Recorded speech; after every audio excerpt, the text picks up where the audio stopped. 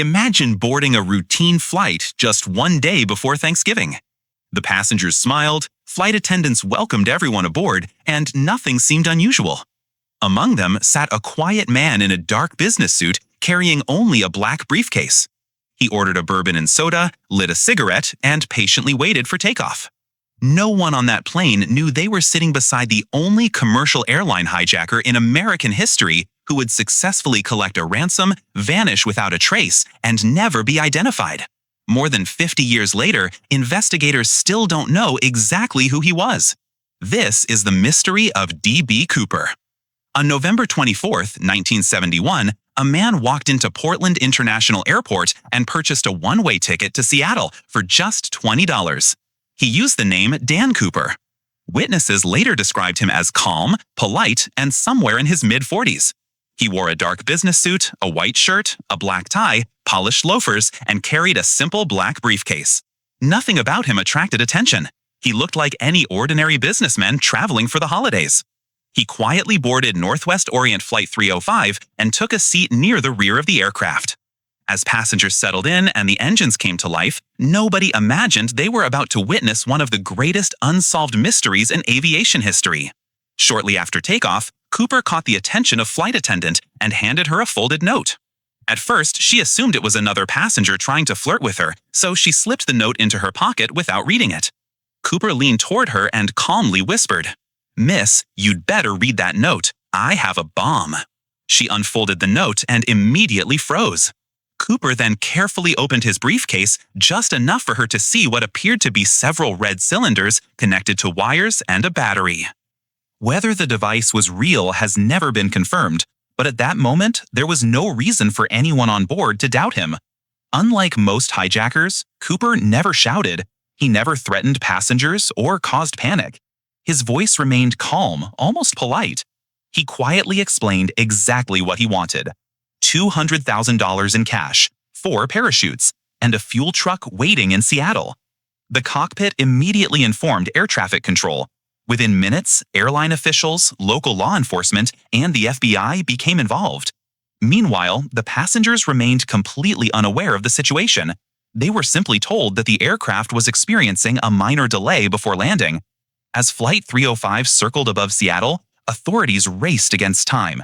Banks gathered $200,000 almost entirely in $20 bills.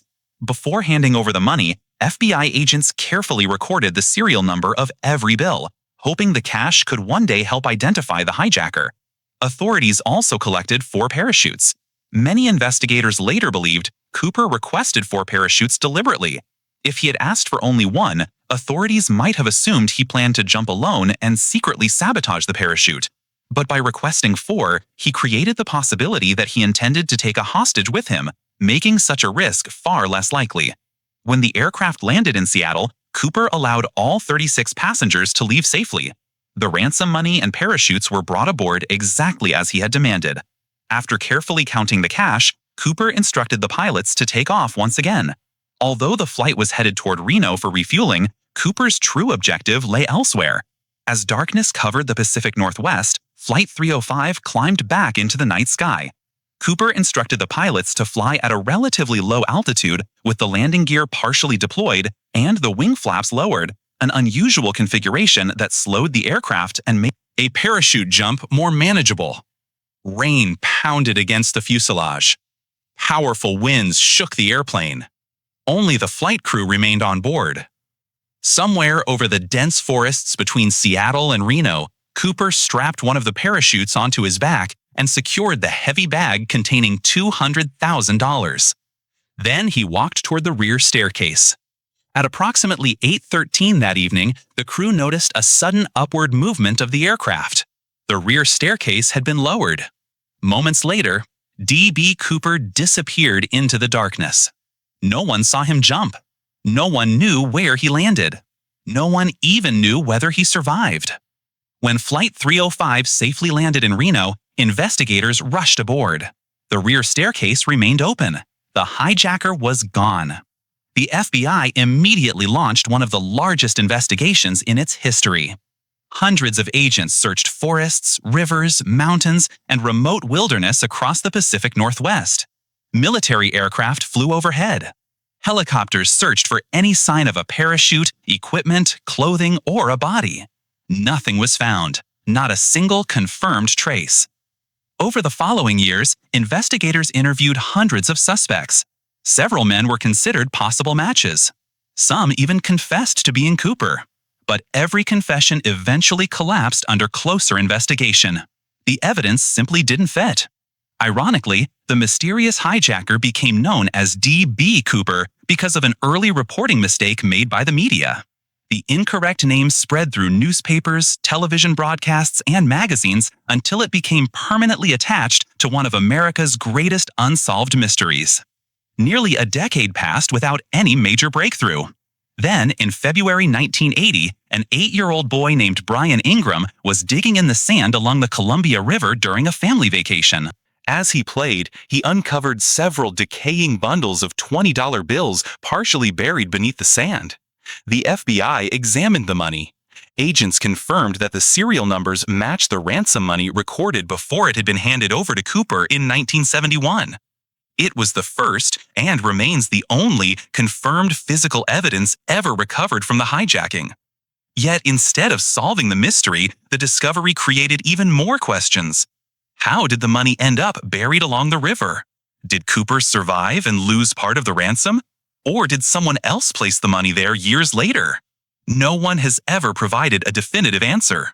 Over the decades, countless theories have emerged.